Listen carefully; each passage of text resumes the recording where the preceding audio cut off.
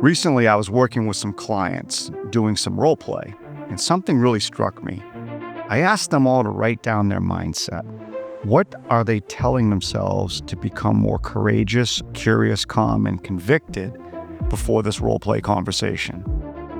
And you know what they all wrote down? Be calm, be confident, and be curious. Really? That's like going to the gym, walking around for 45 minutes, doing a few curls, maybe a few squats, socializing, and expecting different results. You're half-assing it. Sure, you're there, but nothing's changing. In this episode, Pam and I are going to explore why just telling yourself to be something isn't nearly enough. We're going to break down what the real mindset preparation looks like and why it matters, especially when that prospect you've been talking to for about 40 minutes turn to you and they say, hey, by the way, we really like our current partner. Or, hey, by the way, we just signed a 3-year agreement. You see, most of us go into conversations with weak mindset preparation. Then we wonder why we get rattled. We lose our objectivity and we stop performing at a high level. It changes our listening, what we ask, and what we remember, and the dots that we verbally connect. We're going to show you what it takes to develop real mindset strength, the kind that lets you stay present and stay true to your core, the kind that doesn't succumb to needing to be liked or afraid to rock the boat with some good, tough questions. Remember, your mindset works in patterns. Research suggests that over 90% of our thoughts are routine. So if you are ready to initiate and create new results, then it's time to strengthen that other 10% of your mindset. All results come from what and how you think. Let's roll.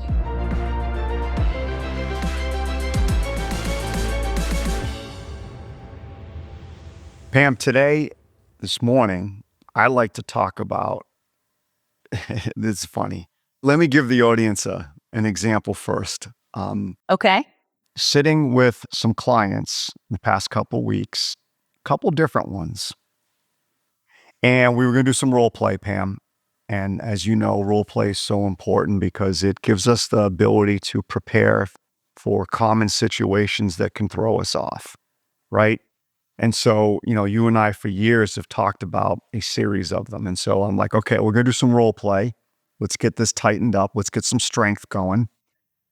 And I said, the first thing I want you to do is I want everybody to write down your mindset before the role play, right? What is it that you're telling yourself to help you become courageous or curious, calm, confident, right? Convicted before a conversation. So everybody here, write it down. And so, gave them like maybe a minute to 2 minutes. And then I asked, all right, what'd you guys write down? And I heard, be calm, be confident, be curious. And I said, really? I was like, and that's going to help you. They're like, oh, yeah. I go, great, let's go. So then I said, I'm a prospect. And you've been talking to me for 40 minutes, and I'm a good prospect where my business is growing. I fit your specific vertical, your industry, and what I've been sharing with you feels like a really good opportunity for your expertise and your team's assistance. And we're 40 minutes in. I'm the president. You've done a really good job of listening and asking questions. And I said, is everybody with me? And they were all like, oh, yeah, absolutely. I go, is that a good meeting? And they're like, yeah, that's a really good meeting. All right, you've done most of listening. I've done most of talking. Is that a great meeting? Yeah, absolutely. I go, okay, great. Minute 41, I turn to you and say, oh, just by the way, this has been a really good conversation. I've only got about 5 more minutes. And I got to let you know, we really like our current partner. How do you all now feel in that moment? And of course, right, you would expect disappointment, frustration, annoyance, a little bit of agitation because you felt like they wasted their time. Those are their words. So what would you do? And it was a struggle. They were like, well, I'd probably try to ask them a little bit more questions, or I might try to share something about what we do or how we might be different. I said, but would you be struggling at that point? Would you be fully in the moment? They were like, no. I go, why not? Because they said, well, we'd be annoyed that this is not an opportunity. Even after 40 minutes of doing some really good questions, really good learning, there's nothing there. I go, okay. So how strong was your mindset? The point to the story is telling ourselves to be calm, to be convicted, or be curious is half-assing it. That is a weak-ass effort. It will not work. It's like going to the gym and just walking around the gym for about 45 minutes and maybe doing a few curls, maybe a little bit on the bench press, but you're socializing, maybe you even get on the treadmill and you walk for like a half a mile, right? And then you go to the shower and you leave. That's a half-assed workout. And you know what? You're going to get half-assed results. I was actually almost furious because it was like, are you kidding me?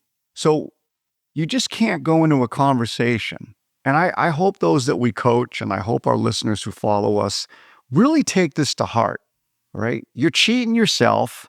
You're cutting yourself like short. Here is self-talk. And Pam, I'd like to hear yours, and I would love for you to share yours with the audience. Before I go into a meeting with a prospect, I am really working my brain. I am reminding myself, okay, Dan, this is one conversation. It may or may not go anywhere, and that's fine. And it doesn't have to. And if it doesn't go anywhere, it's got nothing to do with you. Most of the time, these conversations don't have to go anywhere because people really aren't ready to make change.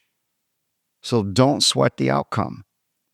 My self-talk is, you are doing them a disservice if you don't go into that conversation willing, able, and prepared to help them really think about what they're doing, why they're doing it. Is it working? Could it get better? What would happen if it did get better? What do they risk if it doesn't? You are doing them an utter waste of time if you don't make that part of the focus. And by all means, when you listen, there's no good or bad, Dan. There is no good or bad. They are just giving you their current opinion, their current perception. No need to judge it. It is what it is. Whatever they share, ask more questions, lean into it. Just make sure you understand what they mean. And wherever you end up, you end up. Trust it. You know it works, so just trust it. That's self-talk. It's not, hey, be calm. Don't forget to be curious. You got to get yourself into that high state of conviction, courage, curiosity, and calmness. And so, again, for our listeners, spend the time on it. If you've worked with Pam and I and/or Christy, right? Put the effort into it. Write it out before your meetings and really make sure it's a practice. Pam, out of curiosity, what are some of the things that you remind yourself so that you truly do get into that calm, convicted, curious state of mind? I look at this as one big kind of like circle. You have mindset in the middle, and then I have all these different prongs in my head of what comes out of that circle in the middle of mindset. Everybody knows who knows me that I'm an extremely competitive person. And one of the things that I have to continue to tell myself is I'm going to take all my competitive energy that I have and make sure that I'm doing all these things to the best of my ability. So I like shift the way I think about my competitive mindset. I'm not here to win. It's not about me. I'm here to help them figure out what a win looks like for them. And that's a big thing for me, Dan, because if you all think that this doesn't take work and effort after 15 years of doing this, it absolutely does. And then I like to break down the 3 components. So I actually, abundance, high intent, and detachment. How am I going to ensure, number 1, abundance? Then I'm going to ask the questions, to your point, that I need to ask to help them figure this out. I've got to make sure that I'm utilizing empathy when I ask my questions. I have to make sure that I'm taking my lap and hat off so that they know this is nothing to do with me. I just remind myself of here's how you are going to demonstrate abundance in this conversation. Then I go to high intent. This one for me is a big one. A little bit towards what you said. I am here to help them figure out, first and foremost, if they even need to be doing anything differently. First and foremost. Then, if applicable, we'll worry about lapping later. But my sole focus is, let me just help them think through this change or no change and make sure they understand that lapping is secondary to that as the primary reason that I'm here. The other piece I've added to this, Dan, is, and I can't control whether or not they're going to allow me to help them do that. So I've gotten a lot better too, because I know a lot of times we're talking to complete strangers when we meet them for the first time. And I understand some of the aspects of challenging somebody, asking tough questions when this is the first time we've met can be tough. So I've actually, in the high intent, started verbalizing. I know you may not see my role like this today, but I do. And let me tell you why. And it helps me and it helps them determine, is this a gal I'm going to answer some of these tough questions to, and why would I? And I have to remind myself that they don't have to engage in this conversation with me. They might not feel comfortable with that as my role.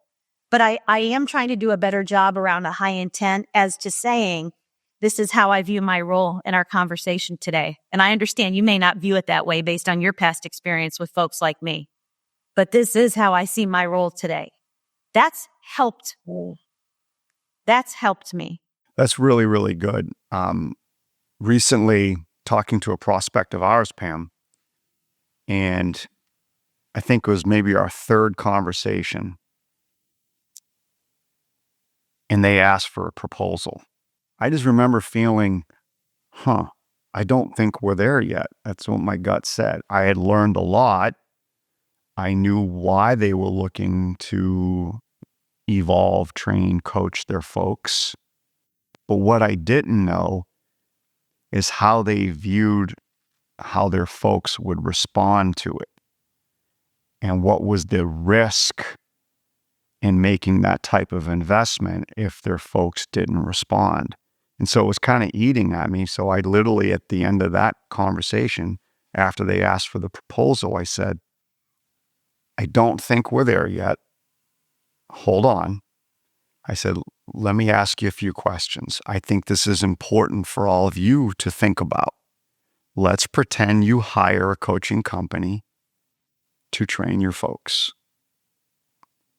What are the immediate barriers that you see occurring based on your folks' demeanors, personalities, expertises, and view of themselves? Can we walk through that first? And then I just said, because I don't want you guys to make an investment without thinking that through. Because how people respond to training can be very, very different. You may think it's one thing and it ends up being another. So can we talk that through? And I even said, if you don't want to talk that through with me right now, that's okay. But will you all talk through that together? See? Yep. It was just all about, I don't know if they're ready. But I love what you said, which is, and I feel the same way. It's not about coaching or training or lapping 180. And there's so many times in a conversation, I'll say, this is not about lapping 180. This is more about your experience, what you're trying to get out of this. Take us out. And whether or not you even need it. Right. And then it's more about Do you really need it? Do you have other options? What are the possible barriers or obstacles, even when you do decide you're going to make the investment? Exactly. You need to know those, whether you want to share them with me or not. So I think for our clients, right, it's the same. It's very similar. We've talked about it. The second one of our clients' prospects says, "Hey, I'd like to partner with you guys. Hey, I'd like to recommend you guys to the board." It's all right. Work's not done here. Slow down, right? What does that process look like when you go to the board? When is the last time you've gone to the board with a change? Can you tell me what happened? What was the experience? What was your approach like? Do you anticipate similar barriers? Do you anticipate other barriers? How will they measure or how will they decide on your recommendation? Just all kinds of things to really help your prospect really think through how are they going to get change, right, to happen. That goes to the third point of the detachment. I spend a lot of time talking through how will I ensure they see me as objective. And I hear this all the time from our clients. It is the one piece that they really struggle with. Pam, they are never going to see me as objective. It's not realistic. We both know why we're there. We both know we're there. I'm there because I'm hopeful to gain their business. They know why I'm there. This is the piece where you talk about that mindset in the circle and all these different spokes that come out of it.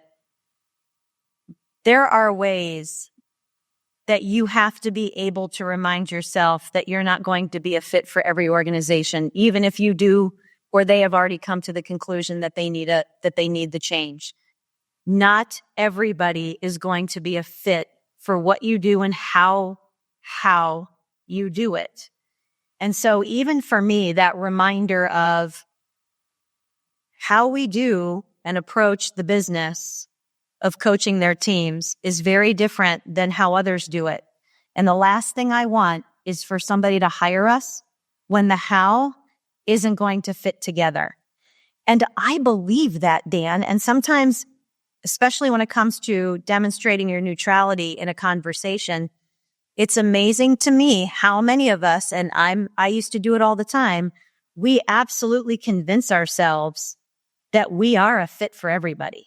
And there would be no reason that anybody wouldn't want to work with us. I hear this all the time. Pam, we're not meeting with prospects who aren't a fit for what we do. They're reaching out to us or we're getting referred in because there's already been an established connection of, but what you do is a fit.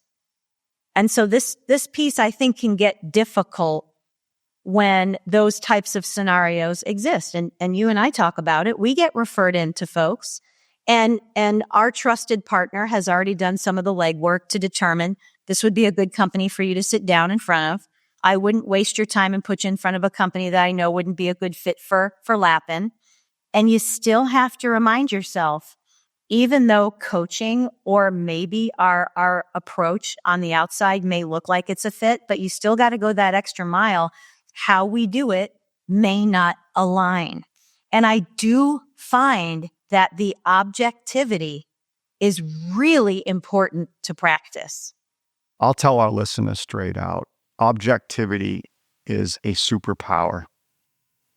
If you can truly, through your self-talk, capture some kind of depth and consistency of objectivity in your conversations, it is an absolute superpower because it helps you stay away from labeling things good or bad, which we all know, all right, quickly deteriorates your cognitive function and takes you out of the game. Objectivity helps you think about some amazing questions that your prospect more than likely hasn't even thought through yet. It happens all the time on deal dissections, Pam, where we're dealing with a conversation that one of our clients is having with their prospect, And the objectivity on the deal dissection comes out. And sure enough, our clients are able to write down 3, 4, 5 questions. They're like, yeah, damn, I need to go back and ask those. So no, I'm gonna say flat out that anybody who says, hey, they know what we want, we know what they want, you're making a lot of assumptions. And even if you are a fit, it doesn't mean you're the right fit. There are other fits as well. It's not just me. Yep. And you're doing yourself and your time a complete injustice and disservice if you don't stay sharp. You've got to ask the questions. You've got to help that prospect think through all of their options. They're going to think them through anyway, so why not be in the room when they do? Why would you wait for them to go do it on their own when more than likely all their biases and all their attachments and fears kick in? And they will lose their objectivity when they do it on their own. And I think of high intent gives you the ability to ask the first question. Your neutrality via detachment allows you to peel the onion back once you hear their answer. That's how I look at it. I look at it as I get that first question and I know it's in their best interest, but I'm going to listen to the answer and I'm going to start peeling back that onion. I almost look at this as this, and I didn't get on this particular episode today thinking about this, but now I have, which is you want to get really good at sales qualification, work on that mindset. It is not the reminder, hey, be curious, be calm, be convicted, or be confident. That's BS. What it is I have a role and a responsibility here. My role and responsibility is determine how and if they need help, and that may have nothing to do with me. I first need to decide, and they need to decide, is this something that's even important enough for them to spend more time on? Is this an area that makes sense to try to improve? How do they view that? What are the competing areas of improvement that they have in their business that they have to deal with? Should this be added? Should it not be added? That's a mindset. A mindset is there is no good or bad. I will not label, I will not judge what's happening in this conversation. I'm going to listen, take notes, and I'm taking nothing for granted. I'm going to find out as much as I can to get their opinion, their perception, their experiences. Right now, mine does not matter. That's mindset. And that's why I do think, Dan, your ability to verbalize and articulate the upfront agreement, I'm going to demonstrate to you that I don't need to capitalize off of our conversation. That to me has been key. It sets the tone. It already off the bat allows them to understand she's not after anything today. And I believe it. So that upfront agreement, folks, for those of you that work with us, you can't stop practicing and finding your authentic way. And like I said, mine evolves all the time. I am always looking for ways to bring those 3 components of mindset to life. And it should evolve as I have more experiences. This would be a really good exercise. Look, if you don't want to do it, don't do it. You're just half-assing your way through sales. Okay, I got no problems telling any of you that who are listening. You want to half-ass it, half-ass it. You want to really start to trust yourself, create a superpower, attract better clients. Take the time, take out a piece of paper, write down what you believe to be a great starting point for your self-talk. A great reminders to you that strengthen you so that you do truly feel a feel of calmness and conviction and curiosity. All right? Reminders don't work.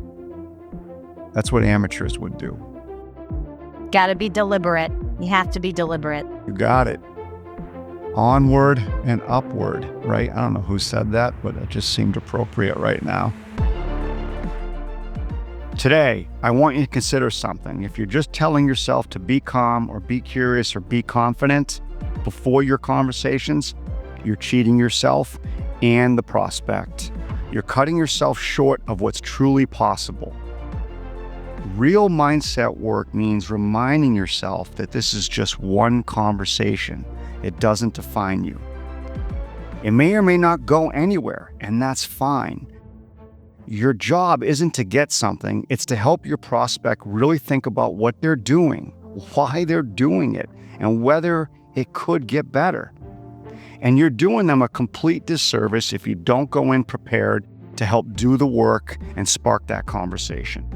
So here's your real challenge. Take out a piece of paper, write down what real self-talk looks like for you. Not just simple reminders, that's amateur hour. It's the deliberate, powerful stuff that you tell yourself to get yourself truly in a calm, convicted, and curious state of mind. If you don't want to do the work, that's fine. Just know that your results won't change. But if you want to create a superpower, attract better clients, and truly compete at the highest level, this is where it all starts. Once again, remember, objectivity is a true superpower. But like any superpower, it takes real work to develop. The question is, are you willing to put the work in? I'm Dan Lappin. Thanks for joining us on Breaking Sales.